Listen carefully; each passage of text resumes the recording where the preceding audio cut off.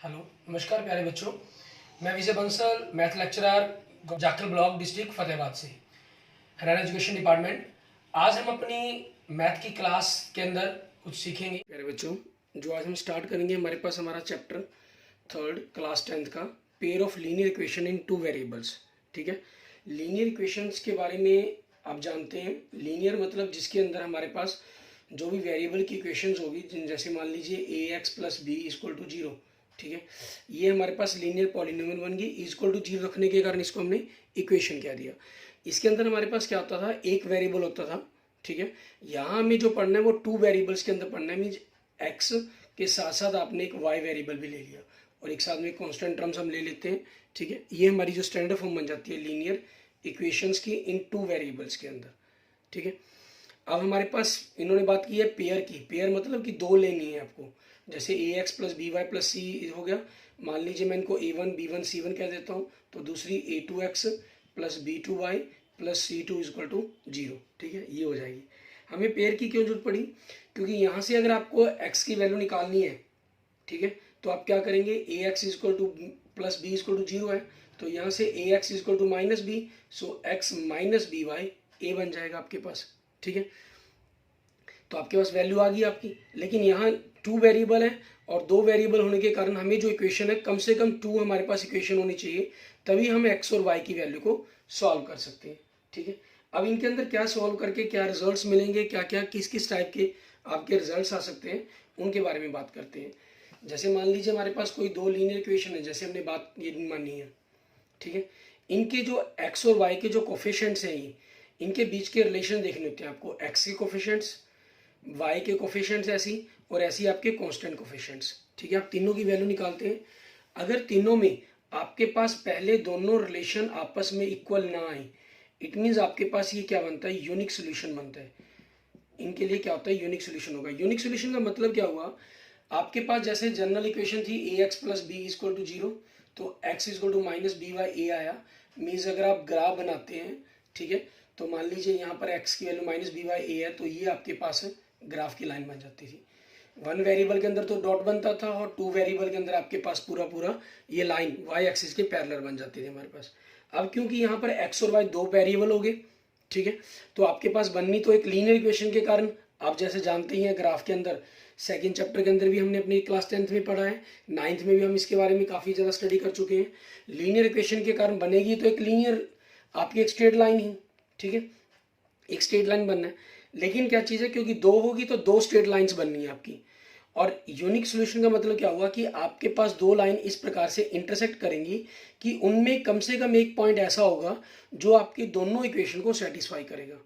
ठीक है, दोनों की दोनों इक्वेशन को सेटिस्फाई करेगा। क्योंकि ऐसे एक्स और वाई की सिंगल पॉइंट से अगर हम बात करें, तो आपके हजारों, ठीक है, थाउजेंड्स पॉइंट्स हो सकते हैं, हंड्रेड्स पॉइंट्स हो सकते हैं।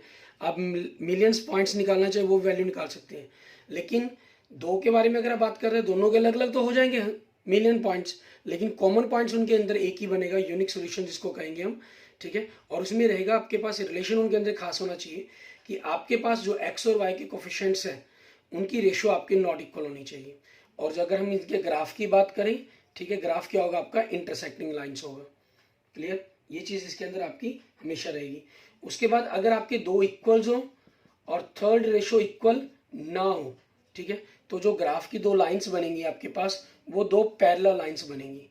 और पैरेलल लाइंस में आपस में कोई कॉमन पॉइंट नहीं होता, इसलिए हम इसको क्या लेते हैं, नो सॉल्यूशन।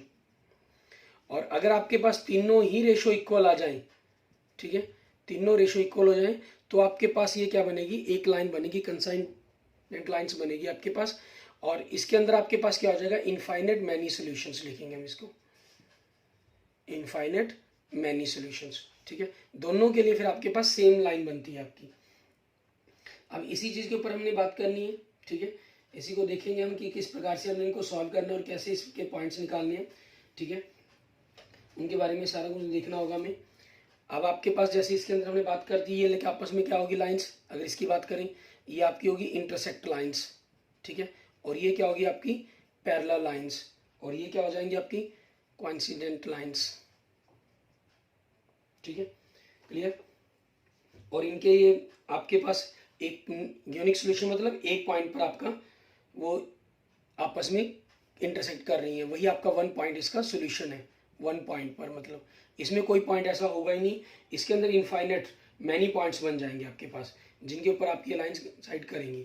और इसके साथ साथ हमें देखना होता है कि जो ग्राफ बनेगा वो आपके पास किस कैटेगरी का होगा, ठीक है, मीन्स आपके पास कंजिस्ट होगा या इनकंजिस्ट होगा।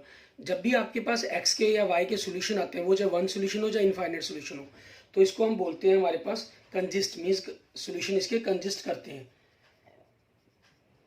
ठीक है। और इसको बोलते हैं हम इनकंजिस्ट,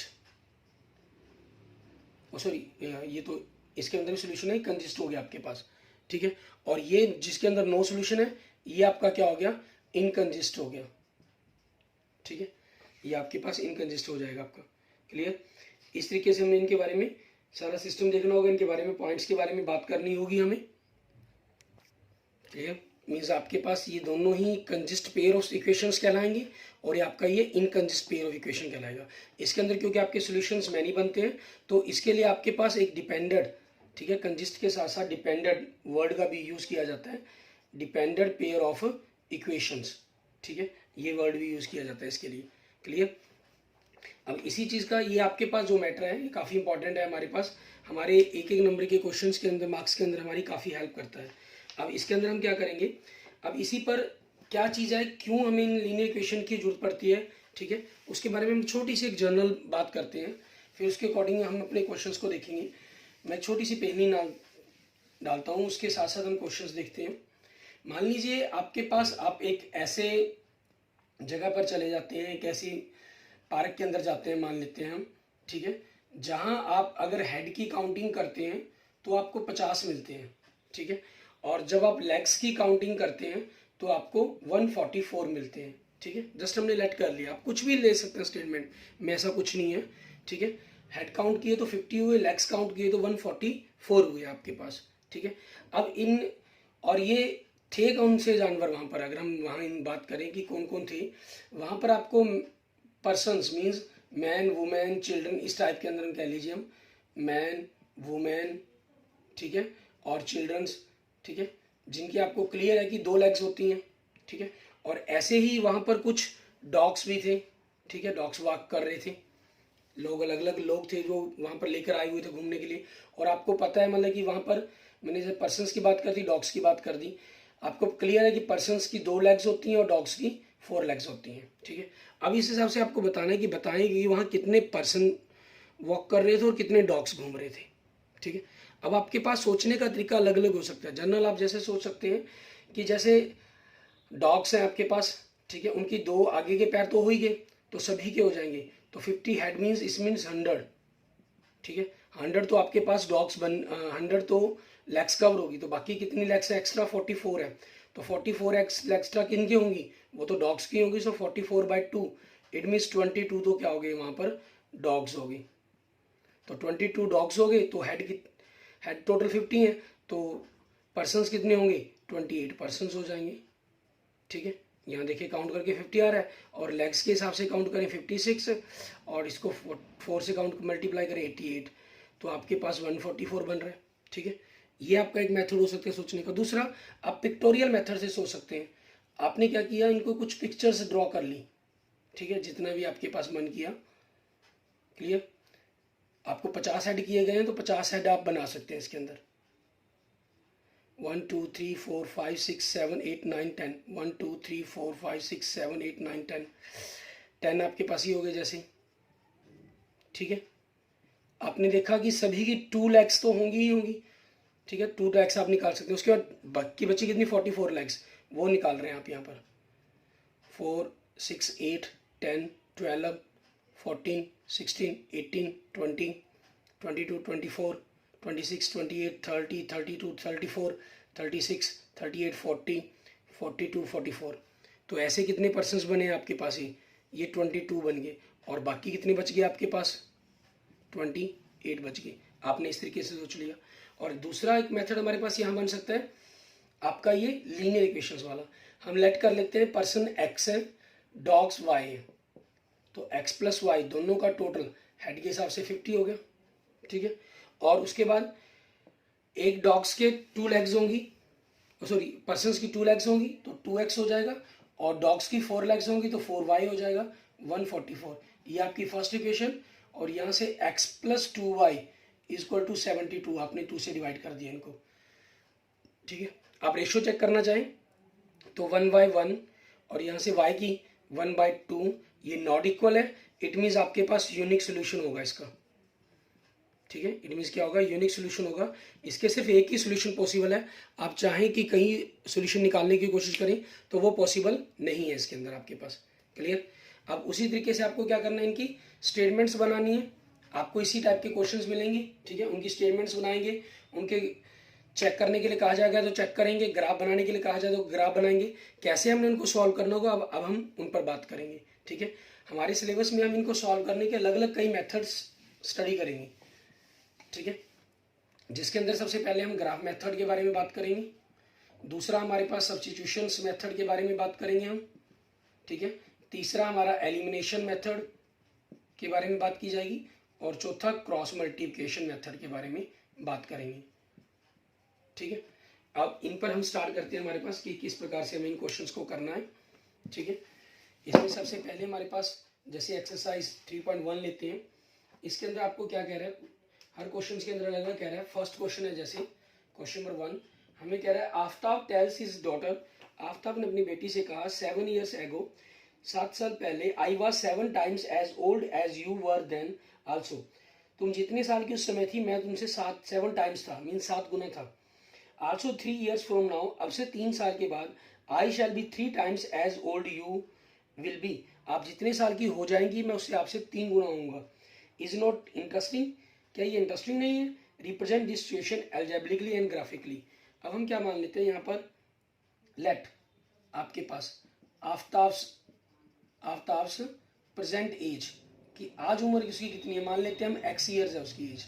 ठीक है, and let Aftab's daughter, daughter की बात की गई है या सन की बात की गई है, हाँ daughter, Aftab his daughter present age, हमने लेट कर लिया कि वो y ईयर्स है।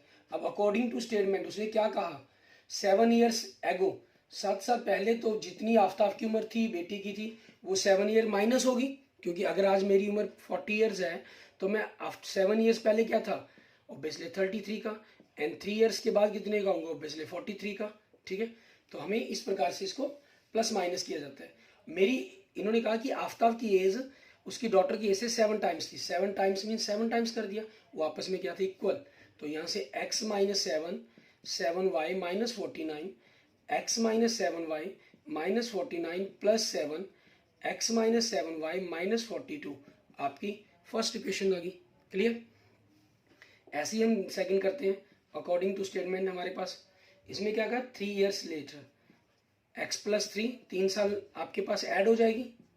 ठीक है, और 3 times हो गई तो 3 से मल्टीप्लाई कर दिया, x plus 3, 3y plus 9, x minus 3y, 9 minus 3, x minus 3y equal to 6।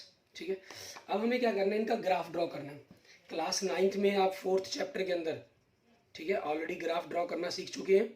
ठीक है, तो मैं ग्राफ की ज़्यादा बेसिक बातों में तो नहीं जाऊँगा, सिंपल आपको ग्राफ ड्रॉ करना ही सिखा दूँगा। यहाँ ग्राफ ड्रॉ करने के लिए आपके पास सबसे बेटर मेथड क्या रहता है कि आप फ्रॉम इक्वेशन 1 लिया हमने, फ्रॉम इक्वेशन 1 आपके पास क्या दिया गया, x minus 7y equal to minus 42, तो आपके पास सबसे इजी रहता है, आप चाहें तो x y की जगह कोई मर्जी वैल्यू पुट करें, आपके पास सोल्यूशन आएगा। ठीक है, और अगर आपको लगता है कि मिस्टेक करते हैं तो आप कम से कम 3 वैल्यू जरूर करें। अगर आपको लगता है कि आपकी प्लस माइनस की कैलकुलेशन में कोई मिस्टेक नहीं होती तो 2 वैल्यूज आपके लिए सफिशिएंट्स है। आप क्या करें, x की जगह 0 पुट कर दिया, x की जगह 0 पुट किया तो -7 by -42, so y minus 42 by -7, it means आपके पास कितना आ जाएगा, 6 आ जाएगा आपका। ठीक है, तो ये वैल्यू क्या बन गई आपकी, 6 बन गई। अब दूसरा आपके पास हमें क्या करना है, अब y की जगह 0 पुट कर देंगे। ठीक है, अब ऐसे ही आप क्या करें, y की जगह 0 पुट कर दें तो ये पोर्शन 0, तो x क्या हो गया आपके पास, -42 हो गया। अगर आपको ये वैल्यू ज़्यादा बड़ी लगे तो आप, कोई ज़रूरी नहीं है कि हमें आपको 0 वाला मेथड ही यूज़ करना, आप चाहें तो इसकी जैसे हम 2 वैल्यूज़ और कर लेते हैं, मान लेते हैं हम कैलकुलेशन में इसको इग्नोर कर देंगे। ठीक है, तो मिनिमम जैसे मैंने आपको कहा था कि 3 वैल्यू इसलिए ताकि आपकी कैलकुलेशन में कभी भी मिस्टेक ना हो। आपने x की जगह 0 पुट किया, अब x की जगह आप 0 पुट करके y 6 आया था, तो y की जगह हम क्या करेंगे, यहाँ पर कोई ना कोई और वैल्यू पुट कर देते हैं, 6 7 ऐसी ही कोई वैल्यू, मान लीजिए 5 कर दें या 4 कर दें। उससे क्या होगा, आपके पास जो x की वैल्यू है वो छोटी आएगी आपके पास, क्योंकि x अगर हम 1 2 पुट करेंगे तो आपके पास ये कैलकुलेशन सही नहीं कर पाएगा। ठीक है, अब y की जगह आपने 5 पुट किया, तो x minus 7 into 5 equal to minus 42, so x minus 35 equal to minus 42, so x equal to minus 35 plus minus 42 plus 35, so minus 7, so यहाँ से आपके पास माइनस 14 बनेगा। आप इसकी वैल्यू को 8 कर देंगे तो आपके पास 7 आएगा। ठीक है, ओ सॉरी 7 करेंगे, 8 से तो 14 आ जाएगा ना 7 से, क्योंकि एक के गैप से आपके पास 7 का डिफरेंस आया है, तो 6 से 7 किया तो यहाँ 7 प्लस हो जाएगा आपके पास। ठीक है, ऐसे ही अब आपके पास क्या करें हम सेकंड स्टेटमेंट के लिए, फ्रॉम इक्वेशन सेकंड आपके पास। ठीक है, इसके लिए अब इसमें आपके पास क्या चीज़ है, ऐसे ही हमें को वैल्यूज़ निकालनी है। आप चाहें तो 3 वैल्यूज़ कर सकते हैं, चाहें तो 2 वैल्यूज़ पर भी काम चला सकते हैं आप। मान लीजिए आपने x की जगह 0 पुट किया, ठीक है, x की जगह 0 पुट किया तो माइनस 3y इक्वल टू 6, तो y क्या हो जाएगा -2। y की जगह 0 पुट किया तो x कितना हो जाएगा 6। आप चाहें तीसरी वैल्यू कैलकुलेट करना चाहते हैं तो कैलकुलेट कर सकते हैं, नहीं कैलकुलेट करना चाहते तो जरूर मर्जी है आपकी। आप x की जगह मान लीजिए 2 पुट कर देते हैं, 3 2 6 आपके पास। ठीक है, x minus 3 into 2 equal to 6, so x equal to 6 plus 6 आपके पास क्या बन जाएगा 12 बन जाएगा। थोड़ा सा गैप आपके पास फालतू हो गया। ठीक है, अगर आप इन्हीं के बीच की कोई वैल्यू लेना चाहते हैं, आपको लगता है कि ग्राफ में दिक्कत आएगी, बाकी कोई प्रॉब्लम कुछ नहीं, मैं आपको सारे करके दिखा देता हूँ ये वैल्यू कैलकुलेट करके। अब इसको हमें ग्राफ ड्रॉ करना है। ग्राफ ड्रॉ करने के लिए हमारे पास ये इक्वेशंस का पोर्शन हम साफ क्लियर कर देंगे। ठीक है, आपके पास अब यहाँ से हमें ग्राफ ड्रॉ करना है। आप जानते हैं ये आपके पास आपकी x एक्सिस होगी and this is the y axis होगी आपके पास। ठीक है, ये आपका 0 है, इस तरफ x प्लस में देखिए 7 तक 12 तक जा रहा है आपके पास। ठीक है, और माइनस में -7 तक, तो 12 तक की जरूरत ही नहीं है हमें। यहाँ आप चाहें पॉइंट चेंज कर लें, क्योंकि यहाँ मेरे पास ग्राफ में पॉसिबल नहीं हो पाएगा बनाना इसको। ठीक है ना, 1 2 3 4 5 6 7 8 9 10 11 12 बन गया, कोई प्रॉब्लम नहीं आई। ठीक है, गैप मैंने थोड़ा कम ले लिया 13। अच्छा, ग्राफ कॉपी पर आपके पास जो बॉक्सेस बने होते हैं आप उन्हीं को ले सकते हैं। ठीक है ना, 10 छोटे बॉक्सेस को आप बराबर ले सकते हैं, -1 -2 -3 -4 -5 -6 -7। ठीक है, हमें माइनस तक चाहिए था 7 मैक्स में, y प्लस में हमें 7 तक चाहिए, माइनस में 2 तक चाहिए, तो 1 2 3 4 5 6 7 8, माइनस में -1 -2 -3 -4। ठीक है, यहाँ तक हम ले लेते हैं पॉइंट्स इनके। अब इन पॉइंट्स को हम रिप्रेजेंट करते हैं, x0 y6 आपके पास ये पॉइंट हो गया आपका, x -7 y आपके पास 5 है आपका, तो 5 किस में ले लेंगे हम पॉइंट्स को। ठीक है, x 7 एंड y भी 7 आपके पास ये पॉइंट्स हो गया। ठीक है, जब आप स्केल से इस ग्राफ को ड्रॉ करने की कोशिश करेंगे तो आपके पास ये तीनों ही पॉइंट्स आपको एक लाइन की सीध में ही मिलेंगे। ठीक है, एक लाइन के अंदर मिलेंगे, मीन्स आप इनसे ग्राफ ड्रॉ करेंगे। ठीक है, ये आपकी फर्स्ट इक्वेशन से ग्राफ बन गया। ऐसे ही अब हम सेकंड इक्वेशन से बनाते हैं, x आपके पास 0 y -2 आपका ये पॉइंट हो गया, x 6 आपका और y 0 आपका ये पॉइंट हो गया, x आपका 12 एंड y आपका 2, तो 12 के ऊपर आपने 2 पॉइंट तक कर लेना अपने। ठीक है, अब इन तीनों पॉइंट्स को आप मिलाएंगे। ठीक है, आपके पास एक ही लाइन के अंदर बन रहे हैं, इट मीन्स आपकी जो कैलकुलेशन है वो सारी की सारी सही है आपकी। ठीक है, अगर एक लाइन के अंदर नहीं बन रहे होंगे इट मीन्स आपके पास ये पॉसिबल नहीं है, मतलब कहीं ना कहीं पॉइंट्स की कैलकुलेशन में मिस्टेक हुई है हमारी। अब ये पॉइंट्स एक्चुअल में तो हमें दिखाई दे रहे हैं कि पैरेलल तो ये है नहीं, मीन्स कहीं ना कहीं आगे जाकर ये मिलेंगे, लेकिन किस पॉइंट पर मिलेंगे, क्या सॉल्यूशंस रहेंगे इसके, ठीक है, वो हमें आपके पास यहाँ से आगे जाकर पता चलेगा। और लेकिन क्योंकि हम अभी ग्राफ मेथड ही कर रहे हैं तो ऐसी क्वेश्चंस को सॉल्व करने के लिए हम डायरेक्ट भी हमारे पास सॉल्यूशन निकाल सकते हैं। जैसे आपने देखा था, हमने आपके पास हेड और लेग से बनाया था x + 2y = 72, ये क्वेश्चन बनाई थी। इनको हम किस प्रकार से सॉल्व करके आपके पास x और y की वैल्यू फाइंड आउट कर सकते थे, एक तो ग्राफ मेथड से जहाँ भी वो लाइंस आपस में इंटरसेक्ट करेंगी, जैसे मान लीजिए यहाँ पर इंटरसेक्ट कर रही हैं लाइंस आपकी दो, ठीक है, तो ये दोनों लाइंस आपके पास यहाँ एक्स के किस तरफ है, वाई के किस तरफ है, वो बनेंगी। अब ये लाइंस आपस में आगे कहीं जाकर मिलनी है आपकी, ठीक है, और आगे कहीं जाकर इसने मिलना होगा, फिर आपके ये पॉइंट्स के बारे में आपको बताएंगे, ठीक है। आप आगे अगर इसको सॉल्व करेंगे, देखना भी चाहेंगे, तो x आपके पास 42 और y आपके पास 12 पर जाके ये जो कंडीशन है वो सेटिस्फाई होगी, क्योंकि 12 और ईयर्स अगर प्रेजेंट एज मान लें तो 7 ईयर से 35 का था, ये 5 की नहीं, 7 टाइम्स हो गया। 3 ईयर्स के बाद ये 45 की हो जाएगी, 15 की हो जाएगी, 3 टाइम्स होगा। आपकी कंडीशन है जो बिल्कुल सेटिस्फाई होती है, ठीक है। इसके बाद देखते हैं हमारे पास इसका नेक्स्ट सेकंड पार्ट, उसको हमें किस प्रकार से करना होगा उसके बारे में देखते हैं। हमें कह रहे हैं the coach of a cricket team buys 3 balls and 6 balls ₹3,900 later the C buys another bat and 3 more balls of the same kind for 1,300 represent the situation algebraically and geometrically, ठीक है। अब आपके पास देखें कंडीशंस, क्वेश्चन नंबर 2 के अंदर हमें कहा है इन्होंने बैट और बॉल की बात की है। Let cost of a bat, let cost of A ball, ठीक है, ये हमने एक्स रुपीज़ लेट कर लेते हैं, ये वाई रुपीज़ लेट कर लेते हैं, ठीक है। ये हमारे पास हिंदी में नहीं लिख रहे, ये सिंबल्स है हमारा रुपीज़ का, क्लियर। अब अकॉर्डिंग टू स्टेटमेंट क्या कहा इन्होंने, 3 बैट, एक बैट एक्स रुपीज़ का, तो 3 बैट 3x के हो जाएंगे, 6 बॉल्स तो 6y की हो जाएंगी, रुपीज़ आपके पास ये हो गया, ठीक है। अब आप चाहें इसको सिंपलेस्ट करना, मीन्स 3 से डिवाइड कर सकते हैं, तो x + 2y = 1300, ठीक है। फर्स्ट कंडीशन बन गई आपके पास ये आपकी। एंड सेकंड देखेंगे, अकॉर्डिंग टू स्टेटमेंट आपके पास आपको क्या कहा, एक बैट एंड 3 बॉल्स, ठीक है, 1300, ये आपकी सेकंड इक्वेशंस बन गई। अब इनको सॉल्व करके आपने ग्राफ ड्रॉ करना है, जैसे आप करना चाहें फ्रॉम इक्वेशन 1, ठीक है। आपके पास x + 2y = ये वैल्यूज़ है, यहाँ से इसकी टेबल क्या बनेगी वो देखते हैं, ठीक है, क्योंकि ये आपके पास थाउजेंड्स के अंदर वैल्यू है, तो ये थाउजेंड्स में तो बनेगी। x 0 पुट किया तो y 650 हो गया, y की जगह 0 पुट किया तो x आपके पास 1300 हो गया, ठीक है। एंड फ्रॉम इक्वेशन सेकंड आपके पास, ठीक है, सेकंड इक्वेशन से देखेंगे हमारे पास क्या चीज़ क्या बन रहा है हमारे सेकंड इक्वेशन के आपके पास x + 3y = 1300। इसके अंदर भी हम ऐसे ही कर लेते हैं, x की जगह 0 पुट कर दिया तो 3y = 1300, ये वैल्यूज़ बनी।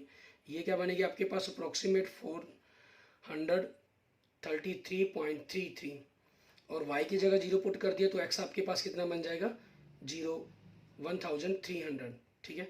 और अगर आप इस पॉइंट से वैल्यू को बचना चाहते हैं तो आप अपनी x की जगह कोई और वैल्यू भी पुट कर सकते हैं। जैसे मान लीजिए आप x की जगह 100 पुट कर दी तो 100 माइनस किया 1200 हो गया, तो y कितना आ जाएगा आपके पास, 400 आ जाएगा। अब इसके लिए ग्राफ ड्रॉ करना है आपको, ठीक है, इसके लिए ग्राफ ड्रॉ करना है हमें, क्योंकि x सिर्फ प्लस में चाहिए, ठीक है, y माइनस में हमें नहीं चाहिए, तो -100 हम क्या करेंगे, इसके गैप को कवर करने के लिए 100 का डिफरेंस ले लेते हैं, ठीक है ना। आपके पास ये क्या हो गया, 100, 200, 300, आपके पास 400, 500 एंड 600। मैं यहाँ पर क्योंकि जगह की दिक्कत है इसलिए मैं थोड़े से टाइट में लिख रहा हूँ, 900, 1000, 1100, 1200, 1300 एंड 1400। और आपके पास y प्लस में आपको कहाँ तक चाहिए, 650 तक चाहिए, तो 100, 200, 300, 400, 500, 600, 700, 800, ठीक है, ये वैल्यूज़ बन गई आपके पास।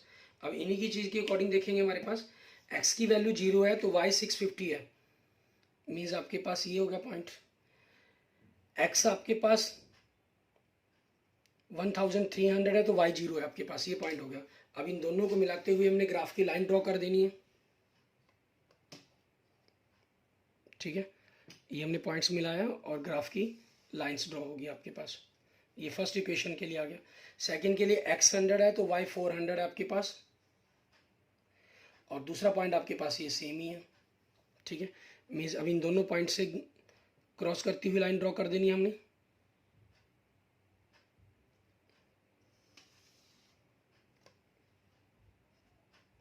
ठीक है, ये आपके पास ग्राफ की सेकंड लाइन ड्रॉ हो जाएगी। और दोनों मिल कहाँ रहे हैं, इस पॉइंट पर। इट मीन्स एक्स की वैल्यू 1300 होगी और वाई कितना हो गया, 0 हो गया आपके पास। क्लियर। इसके बाद देखते हैं हमारे पास लास्ट है हमारा, ठीक है। उसका जो ग्राफ है वो आप खुद ड्रॉ करेंगे, मैं आपको इक्वेशन बनाकर बता रहा हूँ, ठीक है। प्रैक्टिस के लिए आपने खुद ग्राफ ड्रॉ करके देखना है, उसका इक्वेशंस बनानी है। हमें कह रहे हैं the cost of 2 kg apples, ठीक है। मीन्स एप्पल और ग्रेप्स की कॉस्ट की बात की गई है, तो let cost of 1 kg Apple, ठीक है, ये हमने लेट कर ली x rupees, and let cost of 1 kg grapes, ठीक है, हमने y रुपीज़ लेट कर ली। अब अकॉर्डिंग टू स्टेटमेंट क्या कहा इन्होंने फर्स्ट के अंदर आपको, हमें कह रहा है कि 2 kg apples and 1 kg grapes equal to 160 के, आपकी first equation. And according to statement, अब अगर इसकी वैल्यू आप निकालना भी चाहें साथ साथ तो कर सकते हैं, ठीक है। एक्स और वाई की वैल्यू टेबल बना लेते हैं, ग्राफ बनाना है। एक्स का 0 पुट किया तो वाई 160, ये पोर्शन 0 हो गया आपका। वाई 0 पुट किया तो ये पोर्शन 0 हो गया आपके पास आपका। तो 2x equal to 160 means x की वैल्यू 80 आ जाएगी according to statement second point के लिए। इसके अंदर आपके पास क्या है, 4 kg Apple 4x and 2 kg grapes means 2y rupees 300 means 2x simplest form बनाएंगे तो y इक्वल टू 150 बन जाएगा आपके पास। सेकंड, यहाँ से देखिए 2/2 1/1 दोनों रेशो सेम है, ये डिफरेंट है आपके पास। इट मीन्स नो सॉल्यूशंस की क्वेश्चन बनेगी इसके अंदर। जो ग्राफ की लाइंस ड्रॉ करोगे वो पैरेलल लाइंस बनेंगी आपकी, कि दोनों ही कंडीशन को सेटिस्फाई करें, ऐसा कोई भी सोल्यूशन नहीं है। x 0 तो y 150 हो जाएगा, और y 0 तो x 75 हो जाएगा आपके पास, ठीक है। ग्राफ ड्रॉ करेंगे आप और इसकी लाइंस की इक्वेशन निकालनी होगी। ग्राफ के अंदर आपने ख्याल रखना होगा कि आपके पास क्योंकि 10-10 का डिफरेंसेस है, 160 तक जाना है आपको, ठीक है। तो बेटर रहेगा आप 10-10 के डिफरेंसेस के हिसाब से आती ग्राफ को ले लाइन ड्रॉ कर लें। जिस तरफ आपको पॉइंट्स ज़्यादा की जरूरत हो हमेशा चाहे ग्राफ को आप उस तरफ ले लें, कोई प्रॉब्लम नहीं है। यहाँ 10 हो गया, ये 0 10 20 30, ठीक है, 40 50 60 70 80 90 100 110 120 130 140 150 160 170, ठीक है। ऊपर पॉइंट सिर्फ हमने ताकि गैप को मेंटेन रहे हमारे पास, लिखे हुए अक्षर आपस में मिक्स ना उस चीज़ के कारण किया। 10 20 y की वैल्यू हमें 150 तक चाहिए, ठीक है, तो 150 तक लेके जाएंगे। 30 40 50 60 70 80 90 100 आपके पास ऊपर तक लेनी पड़ेंगी वैल्यूज़ को हमें, ठीक है। 110 120 130 140 150 आपके पास, ठीक है। और ऊपर तक फिर जाएंगे आपके पास क्योंकि 160 तक वैल्यू चाहिए आपको, ठीक है। या यहाँ पर हम थोड़ी सी वैल्यू चेंज कर लेते हैं, x की जगह 10 पुट कर लिया तो y आपके पास 140 आ जाएगा, ठीक है। तो यहाँ तक आपके पास पॉइंट का काम चल जाएगा। x का और y का दोनों का चल गया काम, ये नेगेटिव है -10 है, यहाँ पे आपके पास -10 हो गया, ठीक है। अब इसके ग्राफ के पॉइंट्स लगाएंगे आप, x 10 y 140 ये पॉइंट हो गया आपका, x 80 y 0 ये पॉइंट हो गया आपके पास, ठीक है। देखेंगे ग्राफ आपके पास अप्रोक्सीमेट आपको पैरेलल लाइंस शो हो जाएंगे इसके अंदर, ठीक है, क्योंकि हम यहाँ पर प्रॉपर गैप तो नहीं ले पा रहे हैं, ठीक है, लेकिन फिर भी आपको ये काफ़ी कुछ गैप दिखाई देंगे, पैरेलल लाइन शो करेंगी।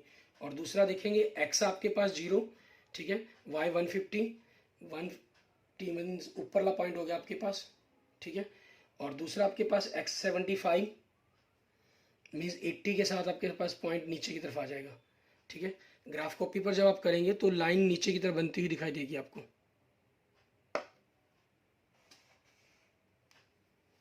यहाँ मैं आपको ब्लैक पेन से बना देता हूँ, ब्लैक मार्कर से, ताकि थोड़ा सा क्लियर हो जाए आपको कंसेप्ट, ठीक है। आप देख रहे हैं कि दोनों ही लाइंस आपको पैरेलल दिखाई दे रही हैं। ग्राफ कॉपी बनाएंगे तो बिल्कुल प्रॉपर आपको शेप दिखाई दे जाएगी दोनों की दोनों ग्राफ की, okay, thank you friends, thank you students. अगर आपको वीडियो अच्छी लगे तो इसको लाइक करें, अपने दोस्तों मित्रों से इसको जरूर शेयर करें, और अपनी अगली क्लास, अगले लेक्चर्स की जो वीडियोज़ हैं, ठीक है, उनको खुद क्वेश्चंस को सॉल्व करके देखें, उनके ग्राफ बनाने की कोशिश करें नेक्स्ट एक्सरसाइज के, ठीक है। और अगर आपने अभी तक मेरा यूट्यूब चैनल विजय जाखल बंसल मैथ को नहीं सब्सक्राइब किया है तो मेरे यूट्यूब चैनल विजय जाखल बंसल मैथ को जरूर सब्सक्राइब करें। Okay, thank you friends, thank you students.